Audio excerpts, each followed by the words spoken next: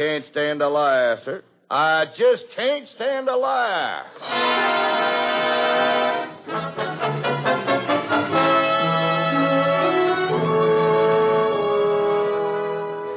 You're listening to America for Christmas, starring Walter Huston as the Master of Ceremonies in a traveling USO Camp Shows unit on the Cavalcade of America, sponsored by the DuPont Company.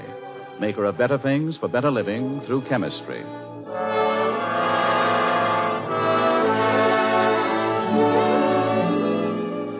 In our play tonight, Walter Huston portrays an old vaudevillian who is leading his USO troop through the Southwest Pacific. And on this Christmas night, they are entertaining a company of servicemen and women on a tiny Pacific island, entertaining them by giving them the best Christmas present they know, a memory of America as they remember her through our American folklore. They've covered the eastern half of the country in their special Christmas show. They're in the valley of the Mississippi right now, and I think... Yes, they're in the station, buying their tickets to the next stop. Oh, that Rock Island line is a mighty good road. Yes, that Rock Island line is a road to ride. And if you want to ride, you gotta ride it like you find it. Get your ticket at the station on the Rock Island line. And so now we're across the Mississippi. This must be Arkansas.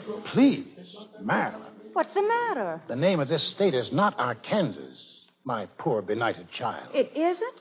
That's what it looks like when you see it. Arkansas. No. Now, maybe you don't realize how strongly folks in this state feel on the subject. Years ago, there was a debate right in the state legislature when someone proposed that the state go on record to change its name from Arkansas to Arkansas.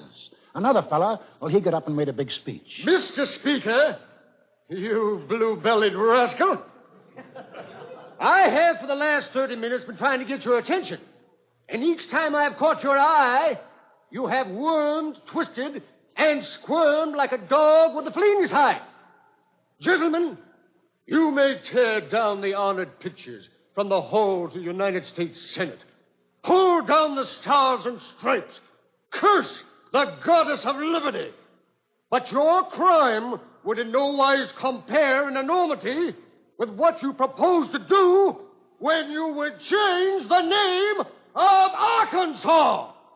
Compare the lily of the valley to the gorgeous sunrise, the discordant croak of the bullfrog to the melodious tunes of the nightingale, the bray of a Mexican mule to the classic strains of Mozart. But never change the name of Arkansas. No, 1,000 times no.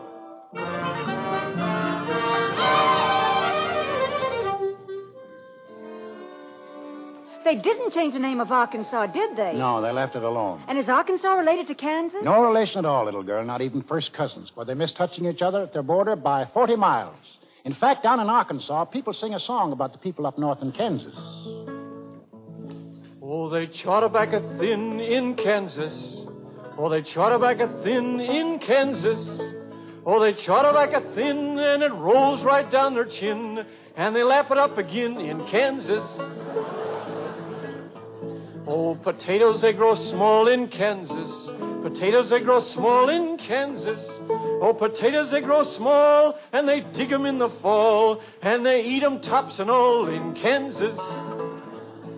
Come all who want to roll. I don't think I want to stay in Kansas if that's what it's like. Well, it's not exactly like that, but the potatoes really aren't quite as big as they are in, say, Idaho. They grow big potatoes in Idaho? Big potatoes in Idaho? Well, I should think pretty sizable. A couple of years ago, when they built an army camp in Idaho, one of the mess sergeants went around to see about buying some potatoes.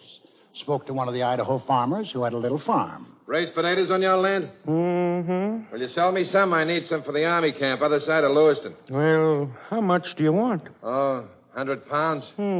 Only 100 pounds? Yeah. No, I wouldn't cut a spud in two for no one.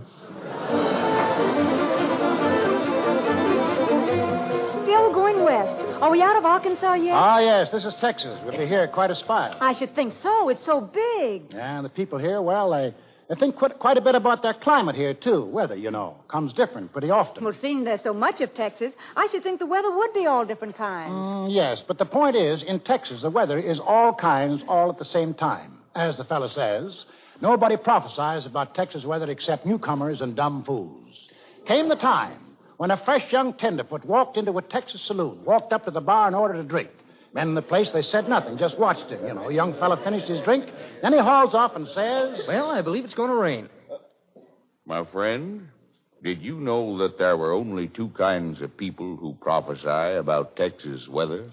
Two kinds of people who prophesy on Texas weather. Well, that's very queer. Who are they? Newcomers and dumb fools. You say there are only two kinds of people who prophesy about Texas weather. Newcomers and dumb fools. Well, you're absolutely right. For after all, those are the only two kinds of people there are in Texas.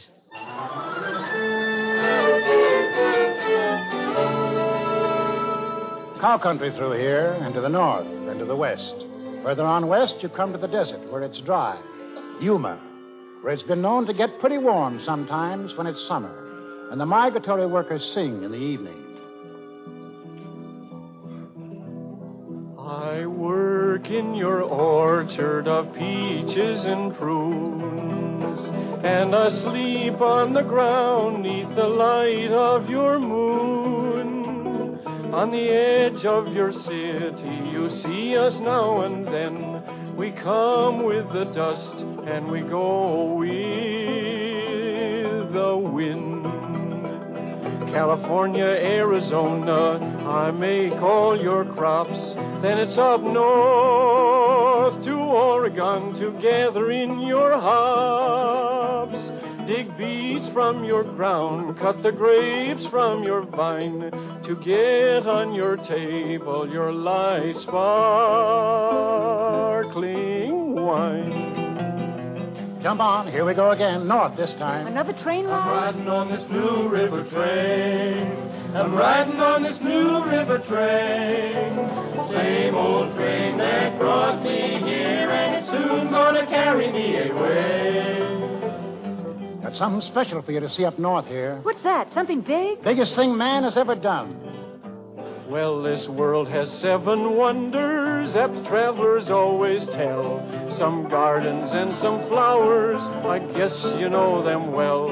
But now the biggest wonder in Uncle Sam's fair land, it's the King Columbia River and the Big Grand Coulee Dam up in the state of Washington. She winds down our granite canyon, she bends across the lea, like a silver running stallion down her seaway to the sea. Well, she ripped our boat to splinters, but she gave us dreams to dream of the day this Coulee Dam would cross that wild and wasted stream. Now as we join in battle to make all people free, that old Coulee Dam is fighting along with you and me. Yonder flies the flying fortress to fight for Uncle Sam. Spawned upon the Columbia River by the Big Grand Coulee Dam. California. Are we going to California now? Climate, that's all there is in California. The Californian says... We got the healthiest. It's so healthy, when we started a graveyard, we had to shoot a man. Hearing which, if you raise your eyebrows in polite disbelief, the Californian says further... We don't have to prove it. We admit it.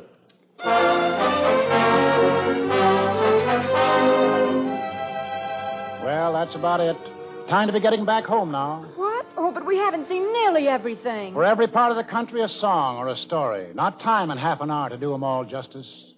So, boys, I guess it's the end of the show. It was enough, mister. And if you're still wondering, I'll tell you, it's been an okay Christmas. That's been the best Christmas I ever had. For the last 20 minutes, I've been standing in 2 feet of snow back in Oregon. Okay. And we'll have one last song. Everybody sing. For every part of the country, a song or a story. But all the parts, all the states add up to one mighty whole. One America. Roll on, Columbia. Roll on.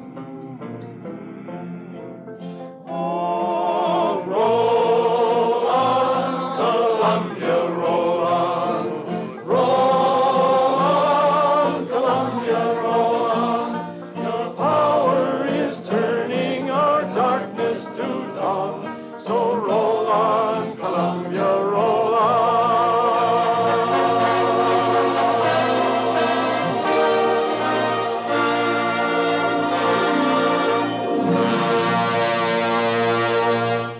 To you, Walter Huston, and the members of tonight's Cavalcade cast, our thanks.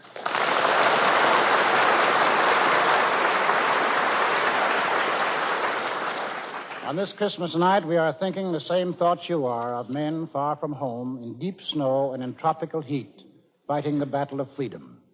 What is in your hearts, our hearts, and their hearts has been said powerfully and beautifully by a soldier, a GI. Let me read it to you. At the moment, it is difficult to think of victory as meaning anything but an end of fear to loneliness and death, and a chance to go back to pick up the strands of interrupted life. Henceforth, each simple pleasure, each right we always took so lightly will take on rich meaning. We know what it costs to keep them, and we know, too, that we have really earned a share in them. But victory means much more. With victory, we stand on the threshold of limitless inventions and comforts. We possess the resources to extend our horizons in every field of endeavor and every aspect of human relations. However ancient and stubborn enemies are still to be conquered. Enemies which must be overcome, not by armies, but by minds and hearts and talents, set wholly free. Such enemies are poverty, insecurity, prejudice, disunity. These, too, shall be conquered, for we have begun to think more deeply and more dynamically. And if we can sweep aside untold obstacles to smash the most ruthlessly efficient machines of destruction ever devised, surely we possess the vision and practical genius to organize for peace, security, and a world designed for living. Till now, many have ruled because of accident of birth and power or wealth. But throughout the world, the unfit, the weaklings, and the traitors are falling by the wayside. New leaders are rising from the people, those who never sold their heritage of courage, faith, and simple human dignity. With victory, we shall have destroyed those who would have enslaved the world. Our sacrifices have been great, but we have won the opportunity to emerge from the animal kingdom and enter the kingdom of man. I look forward to living in such a world. I look forward to living in such a world. If a soldier risking his life at the front can say that, then certainly all of us can look forward. To all of you, the DuPont Company wishes a Merry Christmas. To the 34,000 DuPont men and women in the armed forces, we call Merry Christmas across the oceans. We send more than a greeting. We send our solemn pledge, we of DuPont, that we will not slow our efforts for 1 minute, that we will work and produce without let-up until the last gun is fired and the white flag over Berlin and Tokyo at last gives us a chance to rest and say, now it's really over. That is the pledge and promise of the men and women who work for DuPont. This is Walter Huston. Good night, and God bless us all.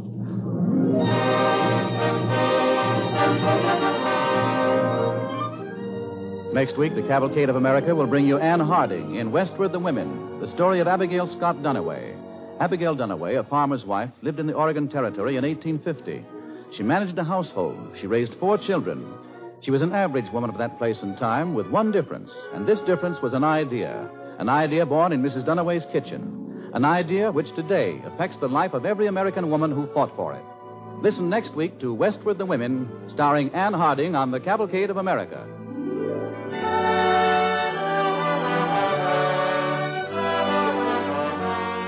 Tonight's Cavalcade play was based on A.L. Botkin's book, A Treasury of American Folklore, published by Crown Publishers. For use of special songs, Cavalcade is indebted to Woody Guthrie, and for their arrangement and direction to Earl Robinson. Heard in the program was the Sportsman's Quartet. The orchestra was conducted by Robert Armbruster.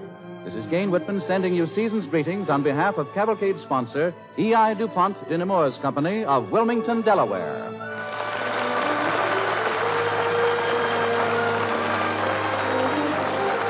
This is the National Broadcasting Company.